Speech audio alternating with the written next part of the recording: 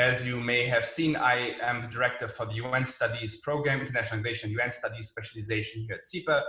And as you also may know, what we call specializations and concentrations corresponds to minors and majors in other programs. So we have a minor, a specialization in internationalization and UN studies, which I have the privilege to direct. And we have a very amazing community here at Columbia, at CIPA in particular, to work on the linkages between multilateralism, what international organizations do in cooperation with non-governmental organizations, with the private sector, with states, but not just in New York, but also when it comes down to the country level where the UN is present, at the regional level. And I will allude to some of these ideas in my presentation today. I will take about 35 minutes, 35 to 40 minutes to talk, and then we have about 20 minutes for Q&A in the end. I very much look forward to your questions or comments or any reflections. So I'm going to share my screen now. Welcome to the little mini lecture on international organizations and global migration governance. In the next few minutes, I'm going to introduce you first to what global migration governance means. Then I will talk a little bit about how international organizations come into the equation more generally, and then specifically focus on a few things that international organizations are doing and have been done. So, because this lecture already has a very broad scope, I'm not going to talk too much about what migration is. I am a migration researcher. I've been a migration researcher for 20 years. You can, I'd be happy to talk for 3 hours just about what migration means and the different connotations of the term. Just for now, it suffices to say that migration is extremely global, multi-directional. Right? Those of you who live in Europe or the US, we often think that this is a focus of the entire migration, but that's not true. First, there's also an emigration, right? When people arrive somewhere, they come from somewhere. That shouldn't go wet. That's why Mexican immigration, for example, it's one of the biggest immigration groups in the US, is a big issue in terms of immigration here, but it's also a very big issue in terms of immigration and diaspora contributions and diaspora affairs in Mexico. But the same is true for most countries in the world. But also immigration, there are many immigration countries in the world. Mexico, again, has many immigrants now from Central America and other parts of the world. If you go to Ghana, if you go to South Africa, Botswana, or Singapore, or many parts of the world are major immigration countries. And of course, one question that I only talk about tangentially here is refugees. In my own research, I often focus on human mobility, which actually includes displacement, refugees, and all forms of migration. But for the sake of making it easier right now, think more about the economic migration, though refugees and internally displaced people and other mobile populations are definitely within the scope of what we discussed today. So the main idea of today's talk is to unpack a little bit the dimensions, levels, and actors of migration governance and hone in on what international organizations do. For that, I developed a 5x5 matrix, which has 5 dimensions: form, lever, focus, content, and institutions. And don't worry, you don't have to understand what that means as of now. And it has several levels. So I got the 5 levels, but you can see only 2 boxes: international, national. Do you think either I'm not good at math, right? We can't count until 5, but the actual thing is that there are these 5 levels: subnational, national, bilateral, regional, and global. And for the ease of demonstration, I'm just splitting them into the national and international. But the one thing is really important, that even for global governance issues, which you think often at the highest level, the subnational, what happens at the city level, at the municipal level, at the panchayat level, that still can be important. Just a few highlights. I'm going to run you through a few of the ideas what migration governance means. And migration governance, the idea is, what can states or international organizations or subnational bodies such as cities or regional entities such as states do to regulate migration? And for example, the form, like if you look at in what formal document a certain policy is adopted. So for example, a law, a treaty or convention, right? That's a migration law, an international treaty, bilateral treaty, or a global convention. Sometimes it's administrative practice. That's more at the local and the national level. Judicial decisions, courts have a huge impact. Sometimes there's specific programs. That's one of the biggest things that the UN is doing, actually doing programs and projects on migration. Sometimes just about broad strategies, framework, guidelines, or a declaration or a memorandum of understanding between states. And at an international level, a few examples are the Migrant Worker Convention or the Refugee Convention and its 67 Protocol. There are certain treaties on regional free mobility. The European Union is one of the best known, but also ECOWAS, Mercosur, and others have such provisions. Sometimes they are bilateral migration treaties, or the UN has a joint global program. And I've worked and I coordinated several of these programs on behalf of the United Nations. Now there are two global compacts, and I will briefly talk about that at the end of this presentation. One is on for migration, and was on refugees. And of course, there are UN General Assembly declarations, and we can always ask, what is the point of having a declaration? What is the impact? What is the theory of change? How such a declaration can have an impact? But that's a discussion we'll have to postpone. Or for example, at the end of a big high-level dialogue in 2013 on international migration development had an outcome, just an example.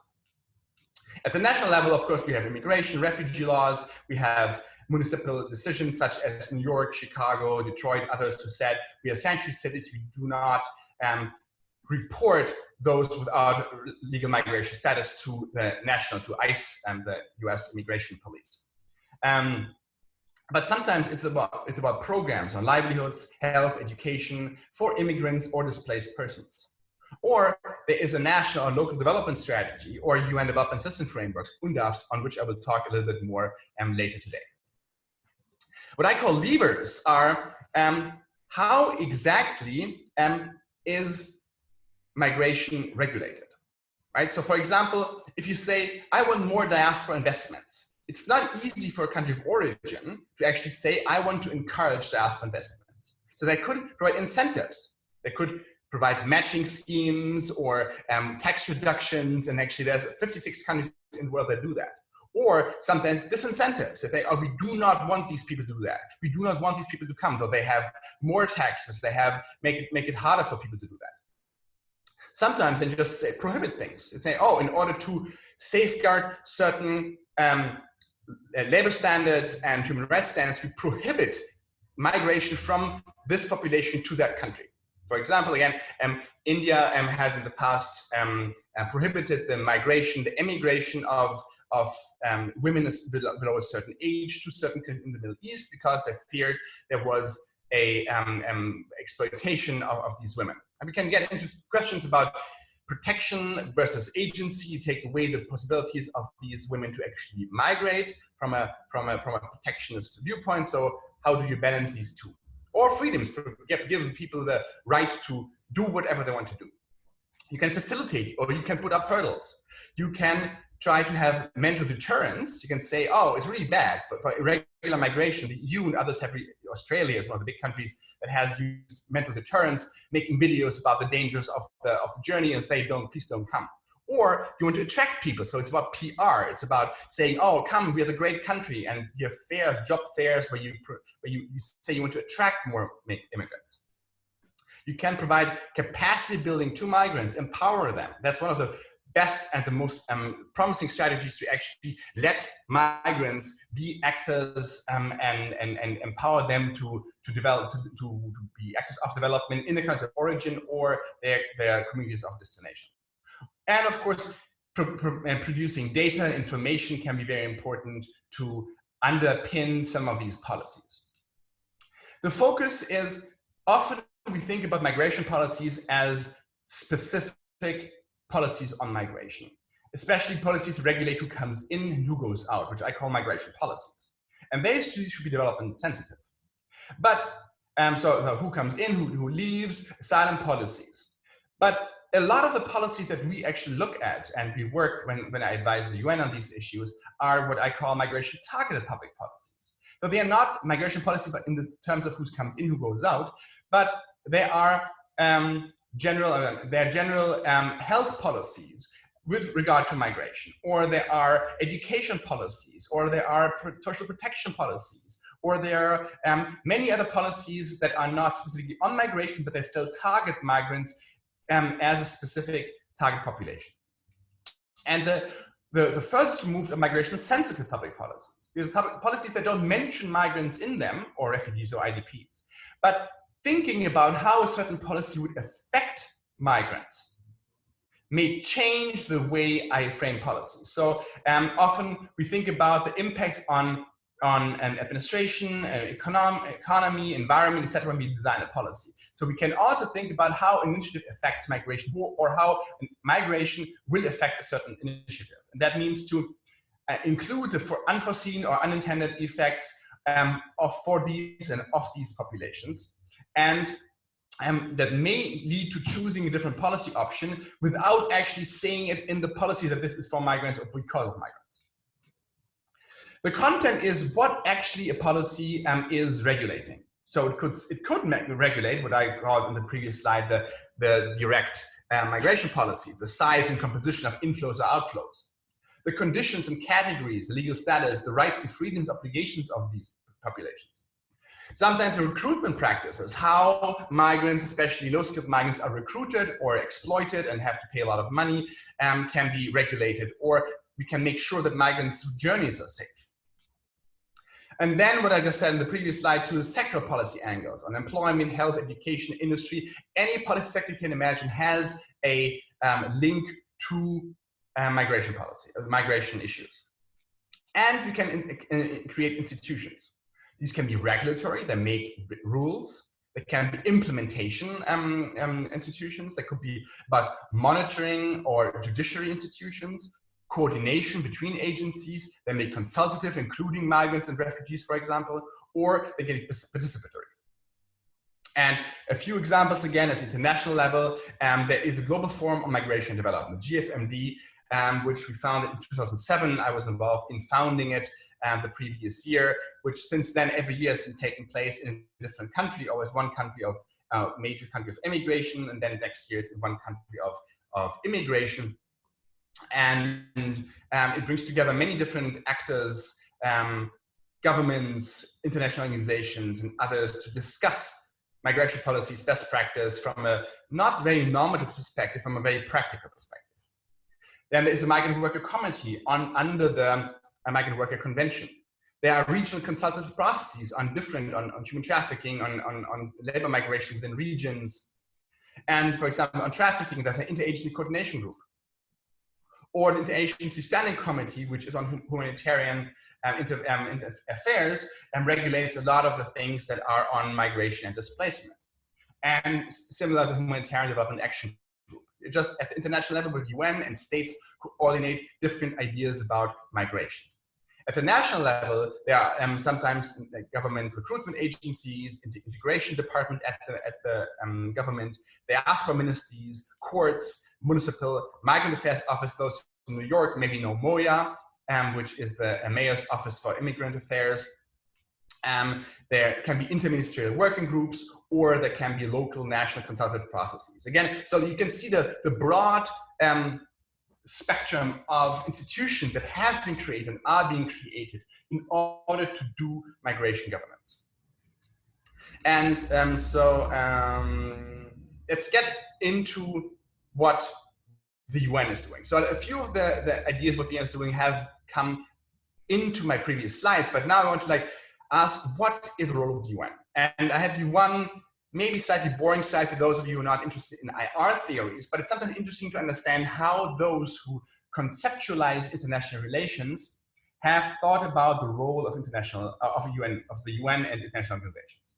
And there are basically 5 roles. The School of Realism has thought about the UN as just an agent of great powers. So the UN, you have China, you have the EU, you have Russia, and these control international organizations and make them do whatever they want to do. That's the basic idea of the realpolitics that realism suggests, which most of us don't believe in, but there's still a few people who believe in realism. Sometimes we think about UN as a mechanism of interstate cooperation. That's the English mechanism for interstate cooperation. So it's just a platform where different states come together and come together to a better result. The English school has put forth the idea of the UN really being the governor of the international society of states. So the idea is at some point we should have a world government, and the UN and really has this power and should have this power of convening the international society and shaping it. One of the most important ideas and our approaches, in my opinion, is constructivism. The idea is that the UN is a constructor of the social world. So it is about ideas. It is about coming together in discussions and narratives, and the UN, with its normative power, with its norm-setting power, has the potential to also tame, to some extent, the great powers. Again, to some extent, the UN can't tell the US and others what to do. But if most states are within the frame of the UN, and in these discussions, there's a certain dynamic, and we've seen that. I've been in many UN discussions. We've seen that there are certain dynamics where even the biggest diplomats with the biggest, represented the biggest and most powerful states can't really get around those things. Sometimes we think about the UN as a legitimation forum. And so these are like realism, neoliberalism, institutions, rationalists, and principal agent approaches, English school, constructivism, and again, the legitimation forum for realism, constructivism, Gramscian thoughts. There's just a couple of links to what our thought is about UN. So let's get away from the theory, but one more slide about intending what the UN is, because most people think about the UN as this: what state A and state B, let's say Russia and the US, or China and India, doing when they meet at the, on the diplomatic parquet in New York. Right? That is what we in the UN studies call the first UN, the UN of the states, where the permanent representatives of the countries come together and discuss at the UN. And that's important, right? And that's where treaties are made. That's where the General Assembly declarations are made. This is a very important part of the UN. But it's not all that the UN is. There are many agencies. Actually, one of the next slides has many of the agencies, and I tell you a little bit about the migration mandate. And so what we call the second UN is what I've been working on most of my life, right? That's working within UNDP and UN Department of Economic and Social Affairs, and with UNICEF and with the ILO and all the other agencies.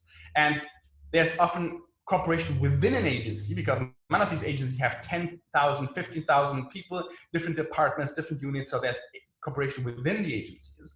And there's cooperation between agencies. And that's something that my own research focuses a lot on: when and how do different UN entities work together with what results. And then we have the third and the fourth UN. The third UN we refer to civil society organizations, academics, and the fourth UN is now often referred to as the private sector. So even here, these non-state actors interact with agencies at many levels. They also interact with the first UN in participatory events. And actually, until this Monday, we had a hackathon. Our program cooperated with the UN 75 campaign, the official campaign of the UN, with Under Secretary General Fabrizio Hochschild, who are envisioning the world we want, the UN we need. That's a little jargony UN title for their report. And we organized a hackathon with 100 students, mostly SIPA, but we also have from the Maryland School of Public Health, from the Law School, from the School of Social Work, from the Earth Institute, working in 7 working groups to come up with 30 recommendations about how to make the UN more inclusive, how to bring the UN closer to environmental justice groups, to human rights groups, to gender equity groups, etc. And then sometimes the UN, be it the first UN at the states, the General Assembly Security Council, act in cooperation with states, other states outside the system, or it's agencies that work at the country level or at other levels on states. And of course, non-state actors too have a huge importance on the states. So just a very brief timeline about what the UN has been doing on migration. In 2006, when I first came to New York, the UN created the Global Migration Group, a group of then was on 6-7 agencies. Then over 15 years, it became 25 agencies working on migration together. And the same year, we had the first high-level dialogue on migration development at the General Assembly. Again, that was the reason I joined the Department of Economic and Social Affairs here in New York to prepare for that watershed moment in international cooperation on migration. The next year, as I mentioned previously, we launched the Global Forum on Migration Development. We had a second high-level dialogue. We had a Global Mayoral Forum that was launched annually, and again, the importance of cities and subnational levels for the global governance of migration. Very important is the 2030 agenda, the SDGs, Sustainable Development Goals, which some of you may have heard of. If you work in development, that's the most important development agenda. It's 17 goals with 169 targets and 233 indicators are the benchmark for all that the development industry is doing, right? What the UN, what USAID, what GIZ, what all the development actors are doing is benchmarked to the SDGs. And very importantly, the SDGs have several mentions, direct mentions of migration. And I'd be happy to expand on that on the Q&A because that's something I'm writing a book on. In September 2016, so 4 years ago, we had a large New York summit on for refugees and migrants, which ended in or produced the Declaration for Refugees and Migrants. That declaration spelled out the roadmap for 2 global compacts. At the same time, the IOM, the International Organization of Migration, became a UN-related agency. And then over the 2 years time period in 2018, the global community negotiated 2 global compacts. One for migration and the other one on refugees. 2 very important, though non-binding instruments that have a huge impact on how states, international organizations, and civil society organizations working in that space of the UN and interstate cooperation frame migration. I'd be happy to talk more about that again later. And the Global Migration Group, which I mentioned earlier, which was founded in 2006, transitioned into the UN network for migration. So this is just a little like run through all the different agencies, not all, but many of the agencies work on migration. The UN World Health Organization, now very much in the limelight because of the pandemic, has worked for the last 30, 40 years on the health of migrants. And right now in the pandemic, they have focused a lot also on health outcomes for migrants and refugees. UNHCR, the UN High Commissioner for Refugees, needless to say, works a lot on refugees, but also IDPs. In Jordan and Lebanon, the UNRWA, the United Nations Relief and Welfare Association for Palestinian refugees, is in charge of this population. UNDP, the UN Development Program, for which I've worked for the last 6-7 years as a senior advisor on migration displacement, has had many, still has like about 200 programs that focus on migrants and IDPs. And the Office for Human Rights, of course, on human rights. The UN UNFPA on families and on the health of migrant workers. IFAD has one of the biggest remittance programs, the Fund for Agriculture. So they have a remittance program. FAO, the World Food Organization, again, is involved in refugees and food assistance, food aid to refugees, but also in remittances. UNODC and drugs and crime and works a lot on human trafficking. UNICEF, of course, for child migrants and refugee children. The IOM, now a UN-related agency, works a lot on all different parts of migration. The Department of Economic and Social Affairs in New York, one of the ministries, if you want, of the UN, has one of the key databases on migration. The ILO would work as the key agency working on labor migration. UNESCO has a program on student migration and climate migration. UN Women, of course, a very important actor looking at the gender aspects of migration. WFPA gives food aid a lot to migrants and IDPs and the refugee camps. So this is just a run through how many different agencies are actually working on migration. A very short note from a class I'm teaching on international law and global governance, where we often think about international law as being a treaty, and if you have a legalistic point of view. I used to be a lawyer, so I understand that view, though I don't think it's correct. You think, oh, it's a treaty, and states have to ratify the treaty, you have to put it into national law, and then courts and other institutions implement the law, and that is how the people are protected by the safeguards of the law. But that's often not how treaties work, unfortunately. So if you think we call it a theory of change, how is the existence or the being state party to a convention affecting actually populations, right? That's what we want, that populations have freedoms and good outcomes that are guaranteed by the convention. But how is this, the theory between being a state party and the outcomes organized? And the first thing we have to really understand is the hardness or softness of law. And in public international law, we define hardness as having three components. First, there must be very precise rules. Second, there must be an obligation of the state to actually follow those rules. And then needs to be a delegation to a third party to decide on it. So there must be a court or a commission that says, well, you actually violated these rules. If you don't have that, there's nobody who can actually enforce a rule. And as a matter of fact, I came up with this migrant rights cube that looks at domestic and international sources of law, and how high they are means how hard they are. And you can see, for example, here that's for refugees. None of these is very high. So even the UN Refugee Convention, as amended by the 67 Protocol, is not a very hard law. It has precise rules. It is binding, but there is no institution that actually says, oh, the United States infringed on certain rights of refugees or violated conditions of the convention. The African Convention on Refugees is even less hard. The Global Compacts, as I said, they're non-binding. Sometimes there are guidelines and declarations that are important, but they're not, you can't really go to court to actually get the rights associated with those.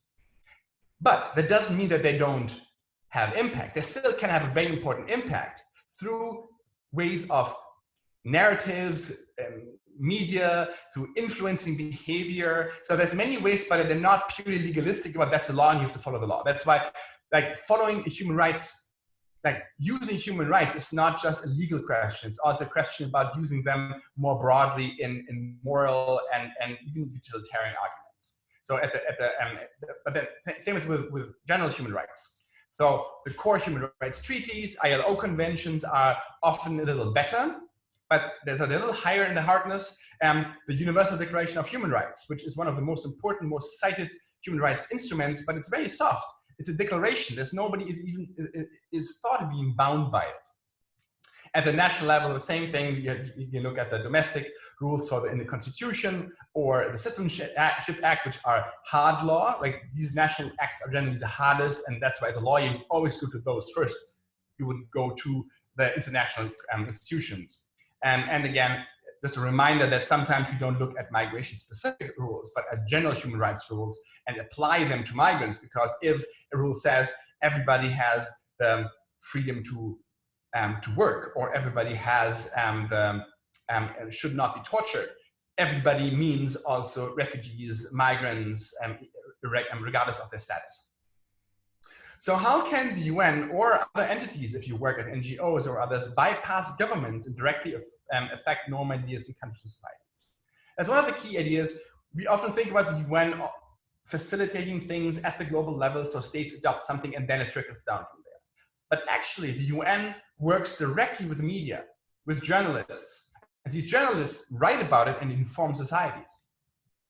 There's direct outreach from the UN via social media. There's 1,000 of UN Twitter and Instagram accounts which you can follow.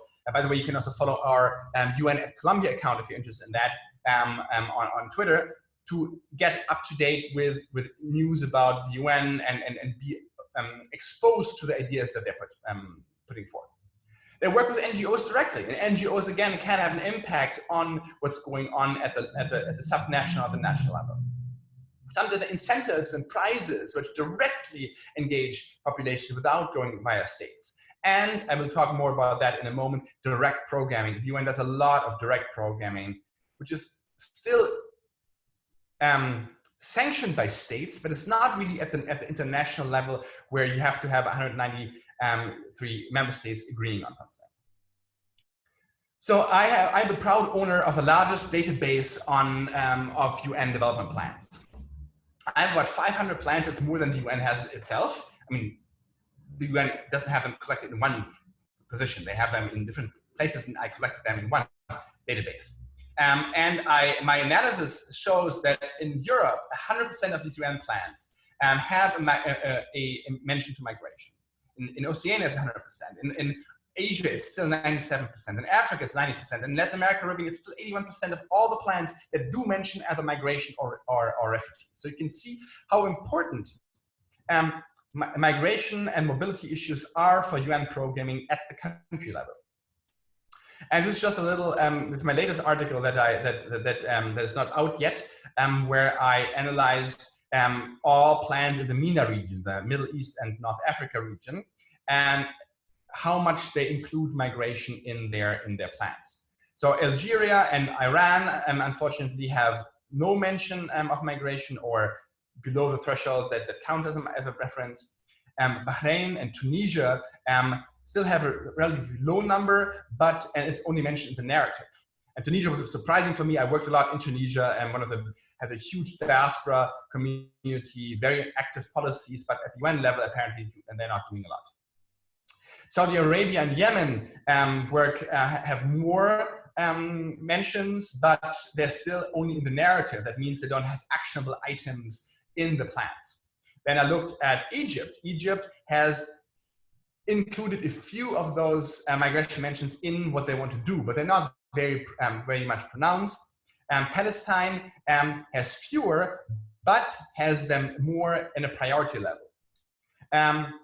Jordan even more, but and includes them well in the outcomes and indicators. Djibouti has again has more dimensions. That means there are more different groups of migrants they look at, more different policy sectors, education, etc., but not very high priority. Syria, not surprisingly, has quite a few of these references and includes many different groups. Iraq is one of the top countries here as having a very high number of references. But then we come to the two top countries, which are Morocco and Lebanon, which really have many references and allude to many different groups of immigrants, emigrants, diaspora, IDPs, and many different policy sectors. And also Lebanon has the highest number of including in indicators, saying we want to measure how many refugees actually get access to healthcare, etc. So this is just an illustration about how programs at the UN at different levels can include migration and refugee references. I have a few more slides, and then we're done. The SDGs, I mentioned them earlier. Global goals are one of the key tools that the UN is using, different UN agencies are using to actually influence behavior, programming, policies at the state, regional, and global level.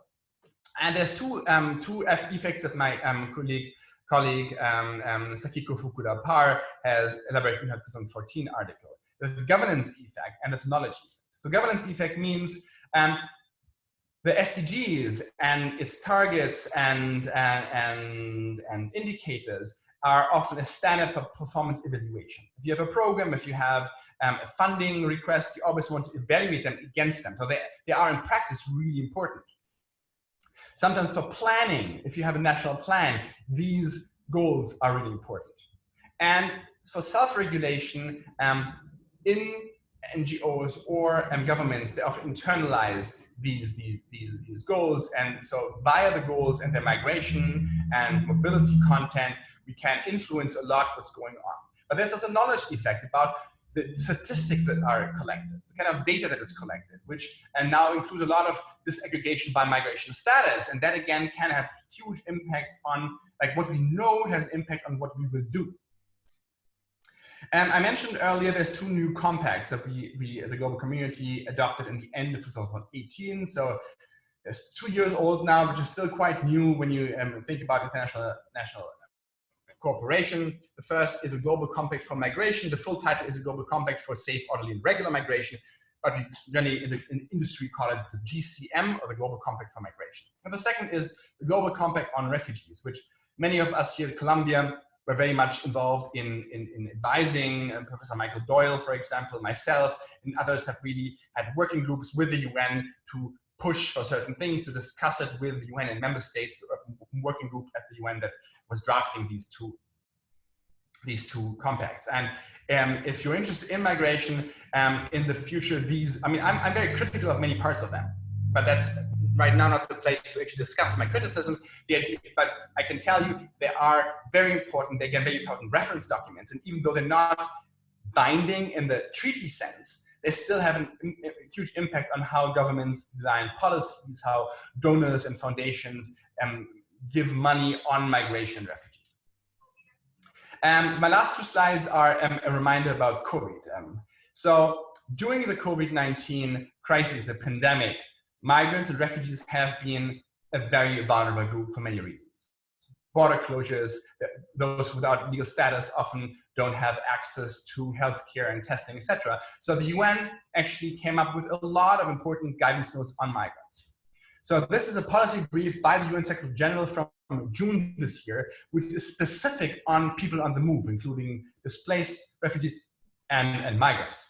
And the policy brief highlights 4 things: that exclusion is costly in the long run, and inclusion pays off. So the idea is you do yourself a disservice if you do not include migrants in your responses. They also said, well, looking at the human rights of the people on the move and COVID response do not have to be mutually exclusive. So you can come up with responses that also safeguard the human rights of people. One of the key tenets is no one is safe until everyone is safe. If you have a migrant population that has a strong prevalence of COVID, there's a good chance that these people will infect your population that you care about, your voters, whatever. So because of the idea of public health and public safety, we need to understand that we have to safeguard migrants too in our own interests. Again, I, of course, as a migration researcher, I'm for many other reasons on the side of migrants too. But regardless of what you think about if these people should be there or not, if you do not make them safe, it's not safe for your own people, whatever own people means. And the last is people on the move are part of the solution, right?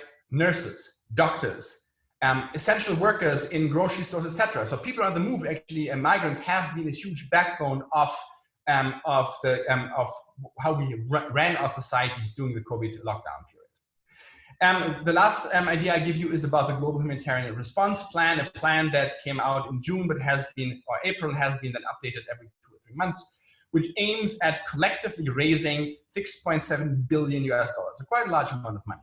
Of this, 1.5 billion are meant for regional refugee response plans and regional migration plans, right? So a large chunk of the money is supposed to go for specific plans and responses to migration.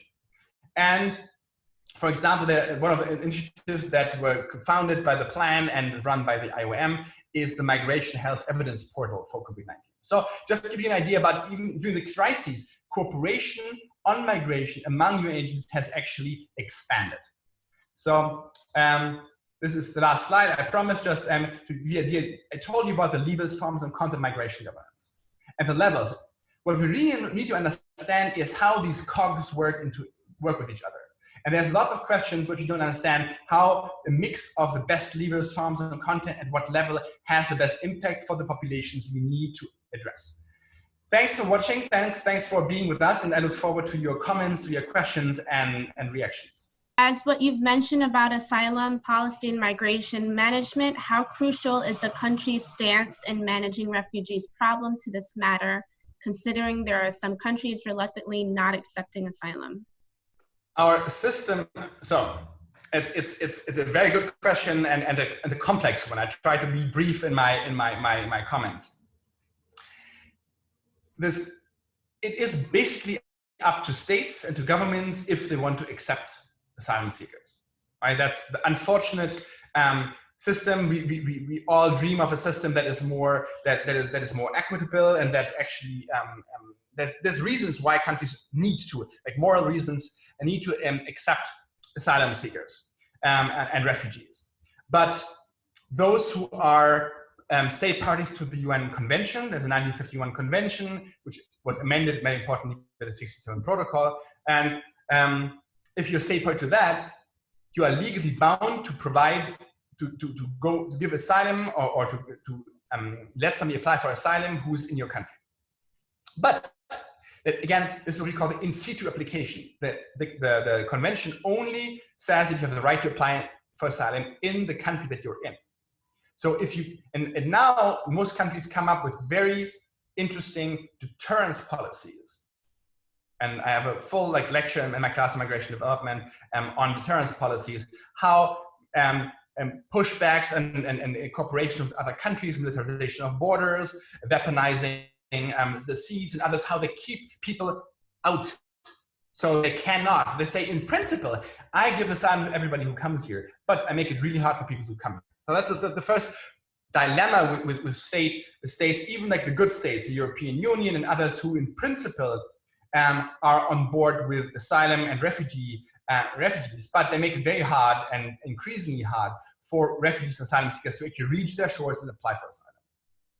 And then we have a resettlement system, which is the system mostly administered by UNHCR, but to some extent it's administered directly by countries, which is the idea that if you're a refugee in the Dadaab refugee camp in Kenya, one of the largest camps in the world, it's been around for like 35 years now. If you're in that refugee camp, it's not a good place to be, right? There's a lot of, not many freedoms. It's a very hard life to be in the refugee camp. There's not a lot of future for you. So there's a huge reason for you to say, I would like to go to, or it would be good for you to go to the US or to Canada, etc.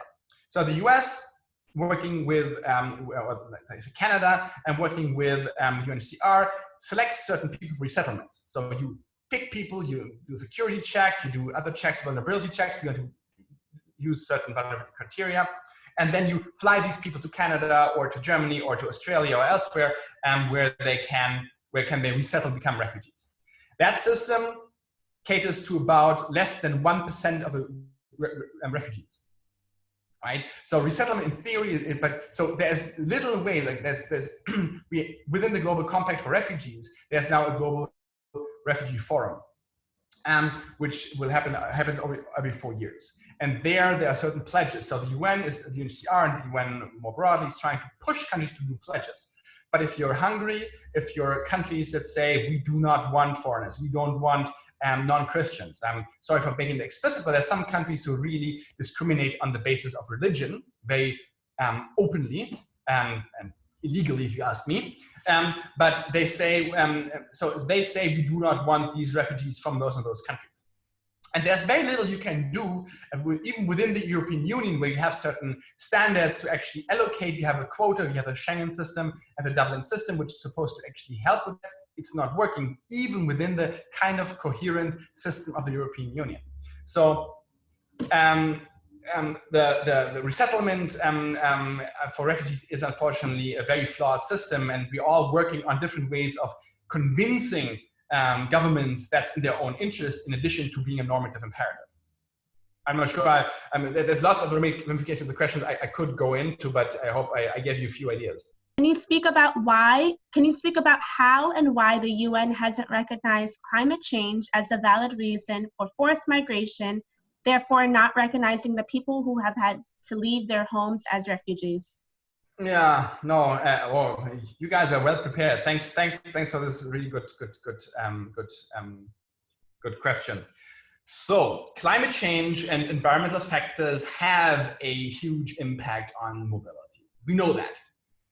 And that actually, I'm part of a group based out of the Earth Institute, and we have a group on a large research project on climate-induced migration and mobility. The issue with climate change is that the links between climate change and environmental factors and mobility are very varied. right? So we often think about the people in Tuvalu and in Vanuatu and other small Pacific island states who are re-submerged at some point. Like these are the classic climate refugee people. But that's of course first a very low number, and we also know that before that would happen with saltwater contamination, etc., the islands would be uninhabitable before they actually submerge.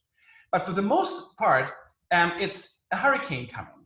It's that the crop productivity goes down in a certain area. So people, if you ask people why do you move, they will say because I didn't have a job. Right? In Bangladesh and India, for example, huge migrations because the changes in crop production, because changes in what the landowners did in terms of yield, and that has impacts. We know that sometimes there is a link between climate change and droughts on conflict, but it's very hard to put your finger on it, right? Because there's so many different factors. Syria is taken as an example as being sparked by environmental change. And if you look at the actual evidence, it's not that easy. Most of the arguments have been debunked why this is the case. I'm not saying it is not related, but it's very hard to put your finger really on the cause. So governments and states are reluctant to acknowledge that for two reasons. One is, empirically speaking, it's very hard to say who is an environmental migrant, environmental refugee, who's not. And the second is, it would be a very large number. And right now, already with our very restrictive definition of refugees, and if you just take the 51 Conventions definition of a refugee, which is, most of us don't agree with it. There are many people who deserve protection who are not within the scope of this definition. But even if you look at this narrow scope, states are not willing to actually help those populations. If you add all of those who are affected by climate change, it will be a huge number. And then what do you do once you recognize them, but you do not want to give them rights and assistance and access to your territory, right? So people want to avoid this hypocrisy, which is why I think is one of the main reasons that states are struggling with finding a good global or even regional solution to climate change and climate change refugees / migrants. Thank you. We have just a few more minutes left. I think we have time for maybe 2 questions. Let's see. So Justin says, you mentioned 5 different theories for the role that the UN could play in global politics. What are the implications of creating a common understanding of the role of the UN, and in your opinion, would any or some of these theories be more or less beneficial for the world? Oh, I mean, so what international relations theories are trying to do is to make sense of the world, right? They're not trying to influence it.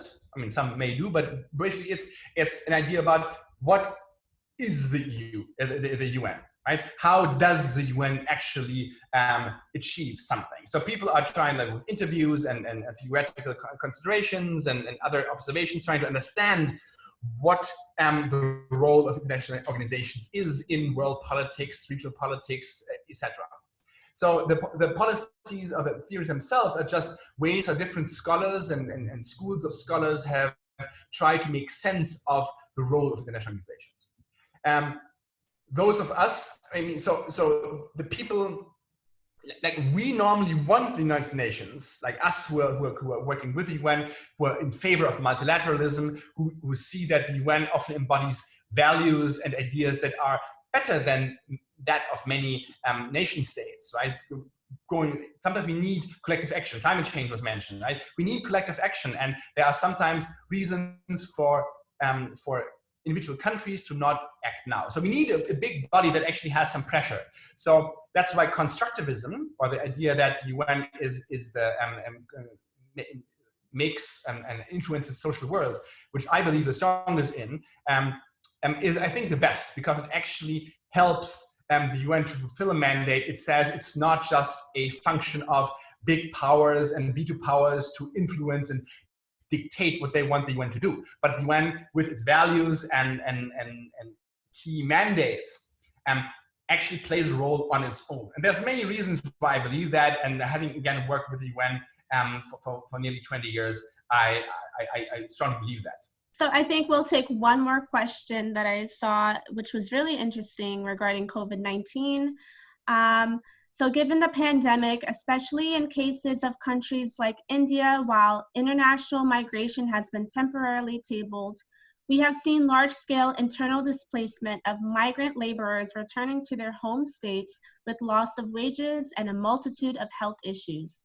What could be the role of the UN and international community in helping tackle this new issue of internal migration in the pandemic era? Yeah, no, so thanks, Indu.